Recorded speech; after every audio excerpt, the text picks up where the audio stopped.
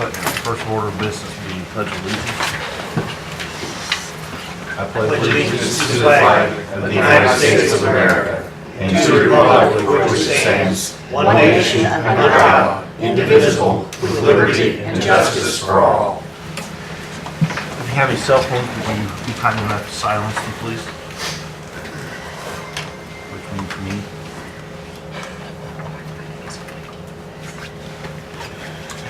Okay, this is a special meeting for one purpose only, that purpose being to discuss how we proceed in the grievance of Mr. Danny Jarbo, former employee at the Fayette County Highway Department. That the record reflects he's being represented by Mr. Dave Altman and at least one of his union representatives. Are you gentlemen with the union or with? Okay, good. In our executive session last week, in my session last week, I sat down with Mr. Altman and Mr. Jarbo, and Mr. Jarbo presented his case to me at that time. I did relay to the other commissioners the gist of what you and I discussed in an executive session. You and your union representative are free to present any information at this time, ask any questions, take as long as you want, interrupt if I'm saying something to clarify something, do whatever you need to do. What was presented on the 16th was a proposal to resolve this whole issue short of going to arbitration. I talked to our legal counsel. We feel confident that we could probably prevail in arbitration. But to put both sides through the monetary expense of arbitration and everything else. So what we've done is we put a proposal out there to bring Mr. Jarbo back to work right away. Consider the time off without pay as suspension served. And if liability is an issue and the county wishes that he go through some type of anger management, he would comply. And it's a simple proposal. And we feel that if the county commissioners can agree to that, it puts this whole issue behind us. If not, I need to know who I need to correspond with as we move on further. Okay. I didn't know whether it would be you or whether it would be with Chris. Probably Chris, I would imagine. Is that okay with you, Chris, or do you want to, who do you prefer? Well, me initially. Okay, all right. Well, and both of them, if you could cease. Carbon copy it to me. But the union's position is, we feel that there was a violation of Group 2 rules, but we don't feel that it met the standard under Group 3. And I did relay that to the other two commissioners in our executive The session. Group 3 rule that he's charged with is, fighting or attempting to injure someone. And there was no intent to injure anybody. Like I explained to the commissioner last week, I deal with workplace issues all the time. And to me, a chest bump is no more than a poke in the chest with a finger, or just another way of a threat. And I think there were a lot of extenuating circumstances that morning that led to the blow up or whatever happened. And like I said, we put a proposal out there as an offer to resolve the issue short of going to arbitration.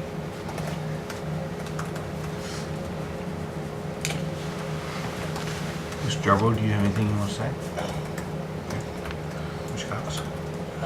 Just another Dave pretty much explained it. Okay.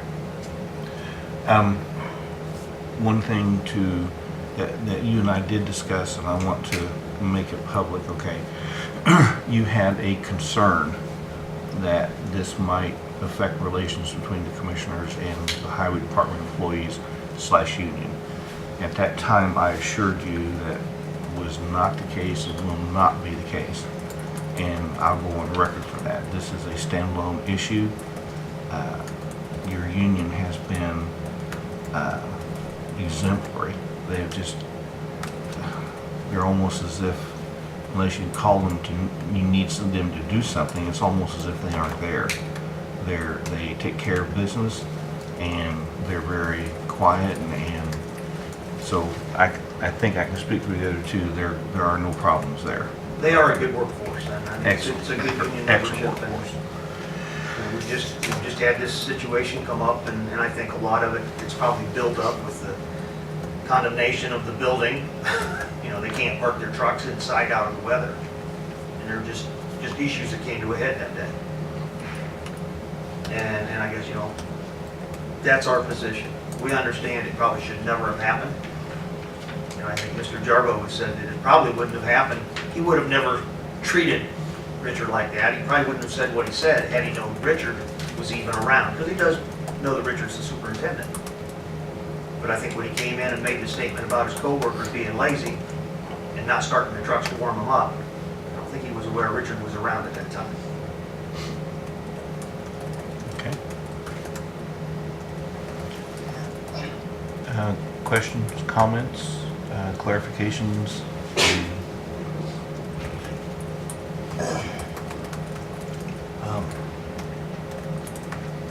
I have a question. I have a problem with Richard or Danny being upset with everybody else not starting the trucks. If he thought the truck should have been started, why wasn't he there to do so? That's a question you have to direct to Dave. Okay. Like usually it's the person who gets there first. Whoever gets there first just normally starts the truck. Yeah, usually that's the way it goes, you know. And we don't know who the guilty person was in this case. No. Let me add something here, because I believe Danny said that when you went in that morning, what ticked you off was the trucks that were sitting inside the building. Their drivers, those truck drivers, were in the break room. So, and I think it upset him that those guys could have at least started the other guy's truck, so they at least had been warned. Danny did tell me or us in an executive session, I don't remember when, that I asked him a similar question. And he said it's the responsibility of each truck driver to start their own trucks. But it's common practice that the first one there starts your trucks. And did I quote you correctly, Danny? Yes. Okay. They And- usually start. I'm sorry. If somebody gets there early, they usually, I always have them started. Okay. Now, Richard told me that he, I believe, had started the trucks the prior day, but the day the day of the incident, that he didn't start them, and I didn't talk to anybody else. Okay, but they weren't started that day. He said simply because all they were going to do was bust snow drifts, and there wasn't really a need to get them up and running early. That's what Richard told me. Okay.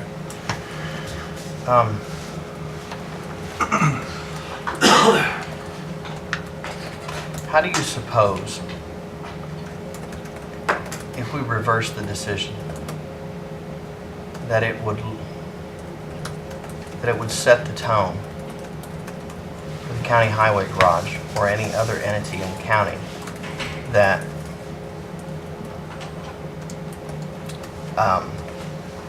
the county's willing to bend to accept these rules or accept these things the way they happen, and say, well, we understand everybody makes a mistake. Everybody in their life, I've made it.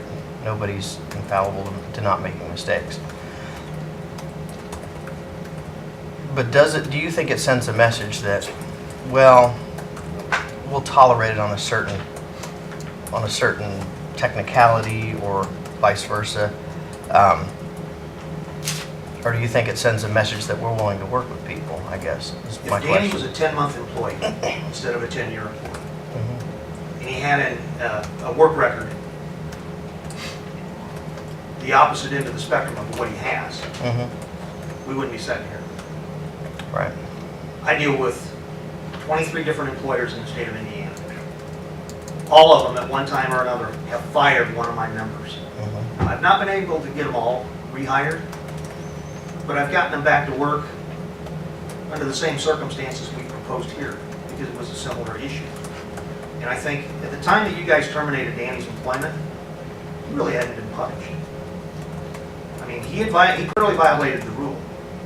I mean, you can't act like you did toward a superintendent or your supervisor. But you even said yourself that day, you're a union member, you come out of the union shop, and you don't really like these paid suspensions. And that's something that I think is customary with municipal employees all over the state. Because sometimes it rubs me the wrong way too. Right. But in this case here, you know, the proposal that's been put out there is that the time that he's spent off now with no pay would be considered a suspension served. And then we talked about anger. Now, you went back out and talked to some of his coworkers, and like I told you, you could talk to some of the 700 union members I represent in the state of Indiana, and you're gonna probably find half of them that don't like something that I've done. Right. I mean, that's just the way it is. So I think, you know, what we've done is proposed a resolution or a settlement to this whole issue that he doesn't get off unscathed. And he's even offered to go through anger management if that's an issue. But I think, you know, when I sat down with our legal counsel, he didn't believe that what's happened here rose to the standard of what's probably going to be required under the Group 3 rule. We don't believe he intended or attempted to hurt anybody. If he did, he would have. And I think in light of his 10 years of service to the county, and in light of his clean work record, we believe that, you know, we would prevail in arbitration. But we're offering an opportunity here to resolve it without going through the arbitration process. The other, oh, sorry. Just go ahead. But for the record, we will stipulate that Mr. Jarborough does have some write-ups in his disciplinary, in his personnel file. However, they are very, very minor. He showed up for late work a few days, and he was written up for it. There are no other instances such as this one before us right now, so we'll stipulate to that. Well, one of the biggest offenders we have of the attendance at the Fayette County Highways is now the superintendent. So, I mean, Well, I I haven't mean, looked that's at the only I haven't person looked that at ever his was file, brought to but my attention. I'll This take is- your word for it. This is the Dave. guy that's probably going to be losing his job, Dave, and you're going to be fighting for him. Because I'm not a morning person myself. The other question I had, or statement I had to make, and I'll be honest, I'm just gonna be up front. I didn't say anything the day it happened, the day you said it, but it cut me right to the bone when you said it. There are things that go on at the highway garage that you don't know about. What really bothers me with that is 10 years later, we're just now hearing about it because of the simple fact that the commissioners could not get a chair and a cooler and sit down there and babysit the highway garage. And if there are things going on, and, well, people say, well, no one's going to say anything about it, they're afraid of losing their job. People, you know, if there's things going on that are not right, then we need to know about it. We can't be everywhere at once. But now all of a sudden, we're in an issue where we're in a disciplinary action hearing, and now it's, hey, you know what's going on down there? I mean, if something's going on, especially if it's illegal, I want to know about it as soon as possible. And you know, that just kind of rubbed me the wrong way, but that doesn't have anything to do with this hearing. Yeah. But it just, And I think your statement right now is directed at him, right? Right. Because he's the one that made the statement Right. at the end of the meeting. and you know, I don't know. That's about it. All I have to say. Counselor? Yeah, I don't really have anything to add. You've heard Mr. Jarbo and his union representatives' stance on the issue and the proposal in front of you, and it's up to you to take that, or if you want to stand by your earlier decision and take it to arbitration. Do we have a proposal? From what they said? Yeah. No, he's not taking it forward. He's a straight shooter.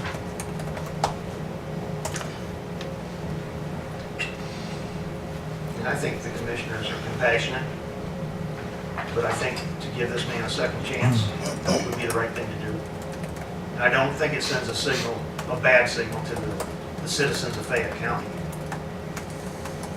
I mean, like I said, I deal with a lot of employers that they'll fire somebody just to send a message.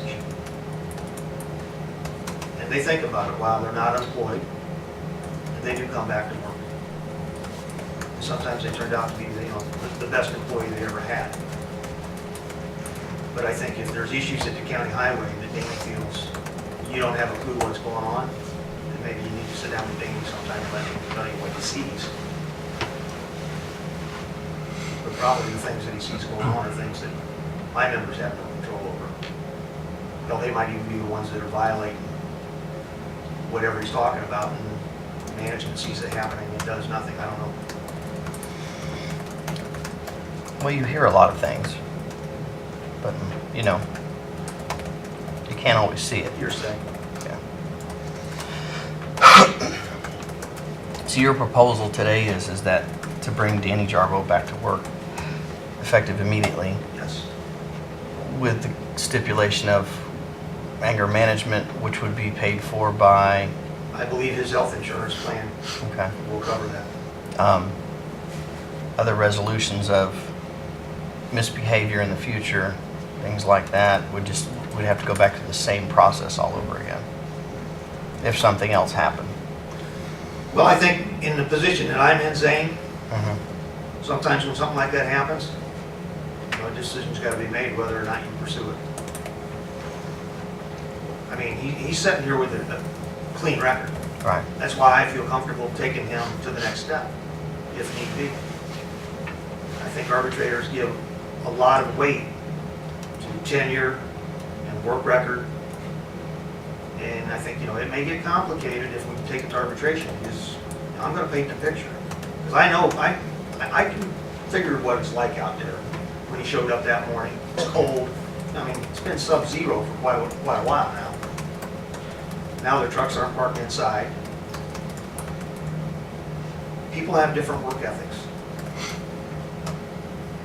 I guess maybe it's a good thing Danny Jarbo wasn't the commissioner, or the superintendent. Do these other gentlemen that are here today have something they would like to say? You'll have to ask them, Leota. They're all here for support for Mr. Jarbo. Gentlemen, if any of you want to speak, you're more than welcome to do so. I would ask that you just step up to the podium and identify yourself by your name, and you're free to ask questions or make a comment if that's what you wish to do. It's up to you. You're not obligated to.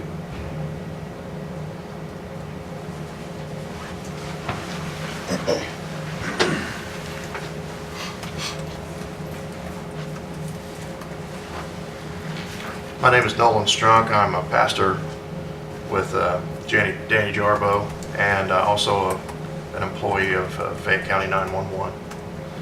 I just wanted to say Danny's a great person. Danny is a real good guy.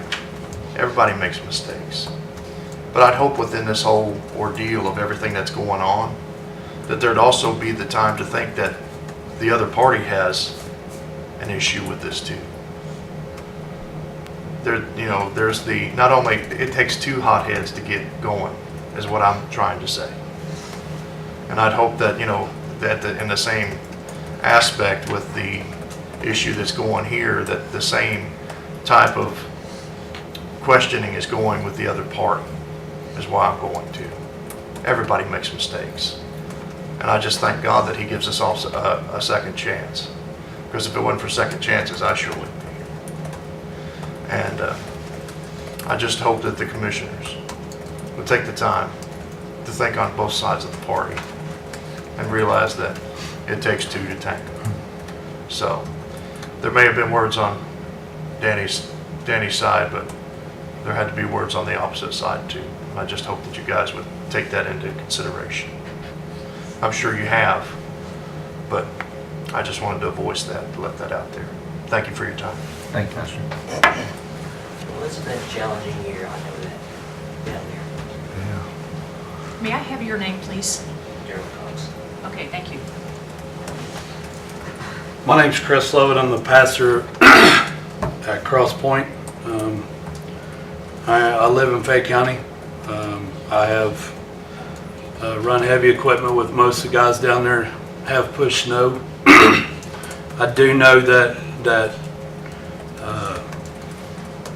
you never get paid enough to push snow and be in those conditions and working long hours and being up a lot. I know how it is to come in when your truck's cold, and I know that things are said many times that if we would have thought about them a little bit longer, they wouldn't have been coming out of our mouth. Been there myself. I know Danny's a good person, and I have had many employees that have made mistakes in the past, and I believe that with his record, he is somebody that the county as a whole, taxpayers involved, do want down at the county. I mean, and I think it's, I think that the second chances are warranted in this area, and things happen. Thank you. So you're in the building now that Yes. that was going to be our building, correct? I'm in the negative side of the county. Danny, Sir? Sorry, go ahead. Danny, I do have to say, I've gotten a few complaints for you being gone, and it's because nobody's road's getting plowed. Because of what? Because the roads are not getting plowed the way they liked them. Sir, do you want to say anything? Anything else, Counselor? You guys want to call a quick recess? Yeah, to discuss? I think that's appropriate. Sorry, Dave, I know you have a meeting. It's all right, I'm gonna be late. Okay. That's all right. Give us, can you give us 10 minutes, gentlemen? We're staying recess. Just give me a note. It's there if I need to go back and listen to it. We'll be back in session. Commissioners have consulted with our attorney in this matter and have discussed some of the facts and presented here this morning, as well as the statements from the two gentlemen in Mr. Jarbo's camp, shall we say. Okay. Is there a motion before the board? Do we discuss anything first?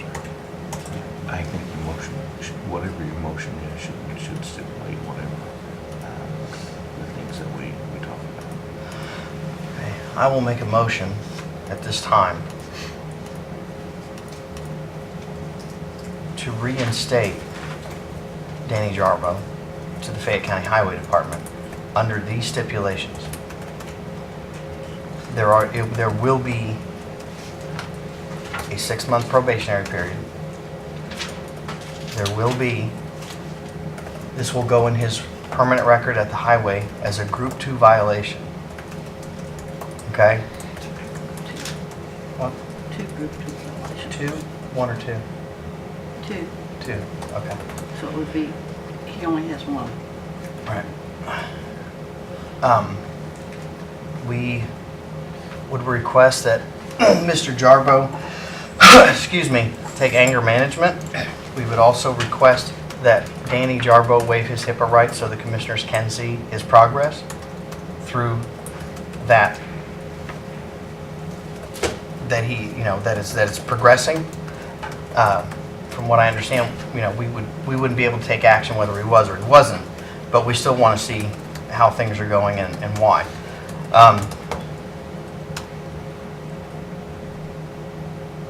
And pretty much just walk a fine line. And my motion is to reinstate Danny Jarbo under those recommendations, effective immediately. I second. There's a motion on, Is that agreeable to? No, I think I want to direct that to Dan. I'm sorry, I want to direct that to Please. Danny and see what Danny says. okay. Do you understand what he's put out there? Yes. I mean, it's pretty much what we proposed initially, but he's put the stipulation in there that you're gonna do, so the 6-month probation is that, any infraction like this again, Any infraction like this again, we're done. I mean, I'm dead serious. understand that? Yes. And Danny, you understand that you're voluntary.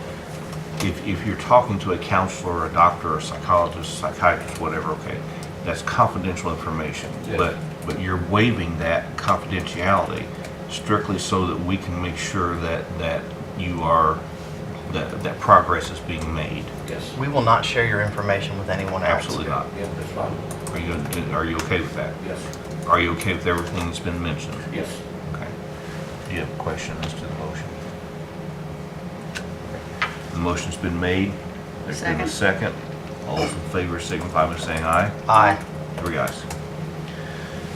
Any other questions or comments, Mr. Altman? No? You've been very, very easy and very good to deal with, and quite businesslike, and I appreciate that. Do I go tomorrow? Let's, what is today? Today's, Today's Thursday. let's say tomorrow morning, yes. Tomorrow morning? Yes. Is that okay? Yeah. That's good. Okay, this meeting's adjourned.